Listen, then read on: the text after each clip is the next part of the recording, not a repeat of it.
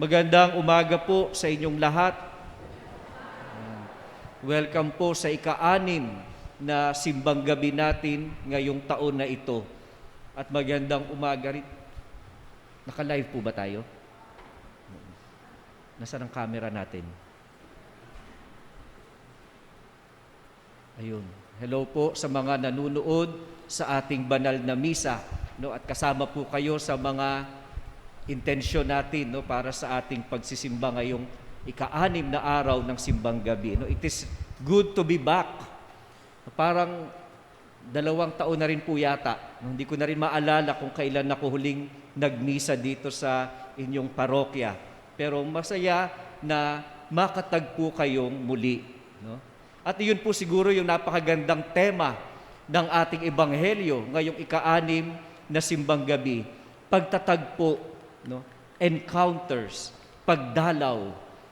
Ang pagdalaw ni Maria sa kanyang pinsan na si Elizabeth. No?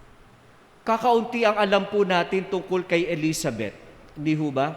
Kapag tinignan natin ang Biblia, kapag tinignan natin ang mga pagdiriwang ng simbahan, wala tayong feast day ni Elizabeth. Merong ibang Elizabeth, pero taga-Hungary. Hindi yung Elizabeth na pinsan ni Maria. Wala tayong ibang mababasa kung hindi mula siya sa lahi ni Aaron, na siya ay pinsan ni Maria, na siya ay asawa ni Zacarias, na siya ang nanay ni Juan Bautista, palaging in relation to, palaging kaugnay kay, no, sa kanyang pamilya. Pero yung ano ba malalaman natin tungkol kay Elizabeth? Bukod sa sinasabi sa Biblia, siya ay baog. Wala. Kakaunti. Kahit tanungin niyo pa si Marites. Kilala niyo ba si Marites? Mare, anong latest? Wala tayo halos makuha tungkol sa kanya. Pero meron tayo mga pwedeng pagnilayan. At ano po iyon? Yung mga pakikipagtagpo na ginawa ni Elizabeth at yung mga pakikipagtagpo na nangyari sa kanyang buhay. At yun po ang nais kong pagnilayan natin. Let us reflect on the encounters of Elizabeth. Ano po itong mga encounters na ito? Una, yung kanyang encounter with Zechariah, si Zacarias, yung kanyang asawa, na nangyari nung kanilang kabataan. Young love, sweet love. Yung pagtatagpo ng dalawang nag-iibigan na puno ng galak, puno ng saya, nag-uumapaw sa pag-ibig, full of dreams and hope for the future. Siguro pwede niyong balikan yung inyong mga encounters na ganyan. Yung unang encounter mo sa iyong minamahal. Kung paano kayo napuno ng mga pangarap, ilan ang magiging anak natin? Paano natin palalakihin? Saan tayo titira? Gaano kalaki yung bahay na ipapatayo natin? Ang daming pangarap, ang daming kagalakan na dulot sa puso. No, yung mga mag-asawa sa inyo, yung mga ngayon ay nag-iisip mag-asawa, yung mga in love sa inyo ngayon. Remember that encounter with your love. Hindi ba punong-puno ka ng kagalakan? Yun ang unang encounter na makikita natin sa buhay nitong si Elizabeth. Isang pakikipagtagpo na nagdulot ng labis na kagalakan. Pero yung pangalawang pakikipagtagpo ni Elizabeth, no, ay isang pakikipagtagpo sa isang bahagi ng kanyang sarili. An encounter with a part of herself na hindi naging madali. Bakit? Kasi paglipas ng mahabang panahon, umabot siya sa katandaan na wala siyang anak. An encounter with her being barren, na siya pala ay baog. Yung pagtanggap na hindi ako nabiyayaan ng anak. Wala akong anak. At mahirap, masakit tanggapin, lalo na po sa kultura ng mga Hudyo. Bakit? Kasi yung pagiging baog sa mga Hudyo, parang isang sumpa. Ang usapan ng mga tao sa iyo hindi maganda. They laugh behind your back. No? Sasabihin ni Marites, alam nyo yang si Elizabeth, no? Baog. Ayan. Sasabihin naman ni Maricon, kilala nyo si Maricon? Mare, confirmed. Wala ngang anak. Ayan. Sumagot naman si Marisol, kilala nyo si Marisol? Si Maring taga-sulsol. Ay, makasalanan yan, kaya ganyan. Pinarurusahan niya ng Diyos, kaya ganyan. No? Sumagot pa si Marisa. Kilala niyo si Marisa? Ha? Mare, isa pa. Sabi niya, alam niyo, yung pangalan pa namang Elizabeth, galing sa Hebreo na ang ibig sabihin, na Elisheva, na ang ibig sabihin ay, my God is abundant. Ang aking Diyos ay kasaganahan. Ang aking Diyos ay sagana sa biyaya. Tignan niyo yung babae na yan. Yun pa naman ang pangalan niya. Ang Diyos ay mapagpala, pero siya hindi man lang pinagpala kahit isang anak. At isipin ninyo kung gaano kasakit yun sa kanya. Ang pakikipagtagpo sa isang bahagi ng kanyang sarili na mahirap, masakit tanggapin. Pangatlo po, yung encounter ni Elizabeth sa Diyos na mapagpala. Sa kanyang katandaan, nakatagpo niya itong Diyos na puno ng pangako, itong Diyos ng Biblia. At itong Diyos ng Biblia ay ang Diyos ng mga imposible, ang Diyos ng mga surpresa. The God of the Bible is the God of the impossible, the God of surprises. At ginulantang siya. Sa kanyang katandaan, siya'y nagdalang tao. Yung pinangarap niya ng napakahabang panahon, yung pinananalangin nila ng mahabang panahon, na akala niya siguro nakalimutan na ako ng Diyos. Biglang nandito ngayon, pinagpala, biniyayaan ng isang anak, ng isang sanggol sa kanyang sinapupunan. At napunong muli ng galak si Elizabeth. Unang pakikipagtagpo kay Zacarias, ang saya-saya, puno ng kagalakan. Pangalawang pakikipagtagpo sa kanyang sarili na puno ng kabiguan, na puno ng sakit. Ngayon, nagagalak na naman siya dahil nakatagpo niya ang Diyos na nagpala sa kanya.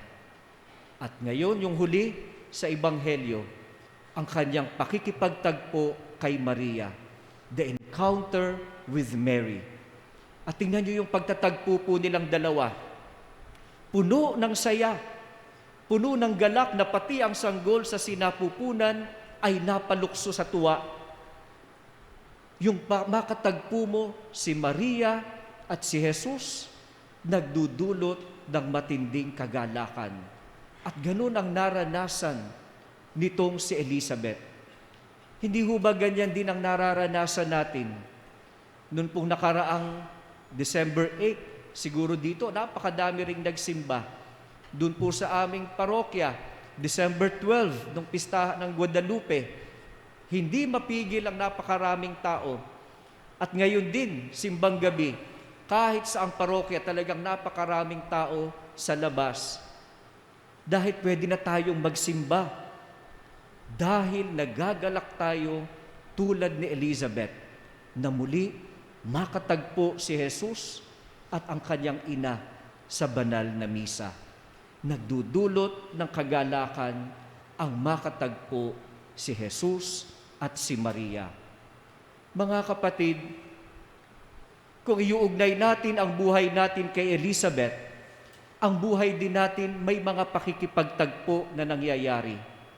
Pakikipagtagpo na minsan nagdudulot sa atin ng labis na kagalakan. Napupuno tayo ng pangarap at kaligayahan. Pakikipagtagpo minsan sa ating sarili na masakit kasi may mga bagay na hindi tayo agad matanggap sa ating sarili. Hindi pala ako matagumpay. Hindi ko pala kayang gawin ito. Hindi ko pala kayang matupad ang aking mga pangarap na nagdudulot sa atin ng labis na kalungkutan. Pakikipagtagpo na maaaring pakikipagtagpo sa Diyos na mapagpala, na akala mo nakalimot na sa iyo, pero hindi pala. Katulad ni Elizabeth, kinailangan lamang niyang maghintay at magtiwala sa Diyos ng mga imposible, sa Diyos ng mga sorpresa. God's delays are not exactly God's denials. God's delays are not God's denials. Hindi dahil naantala ang Diyos sa pagbibigay sa iyo, ay nakalimutan ka na niya. Hindi dahil naantala ang Diyos doon sa pinagdadasal mo ng matagal na, pinabayaan ka na niya.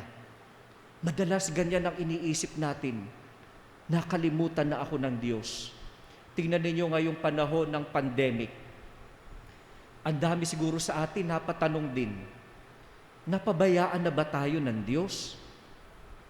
Magdadalawang taon na, nakakulong pa rin sa bahay. Lalo na po siguro, yung ating mga lolo at lola, maging yung mga bata, na sa loob ng mahabang panahon, nakakulong sa loob ng bahay. Pero tingnan nyo ngayon, masaya tayo nagkakatipon-tipon.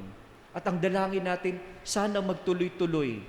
Kasi tuwing nakakatagpo natin si Jesus sa misa, nagdudulot ito sa atin ng labis-labis na kaligayahan.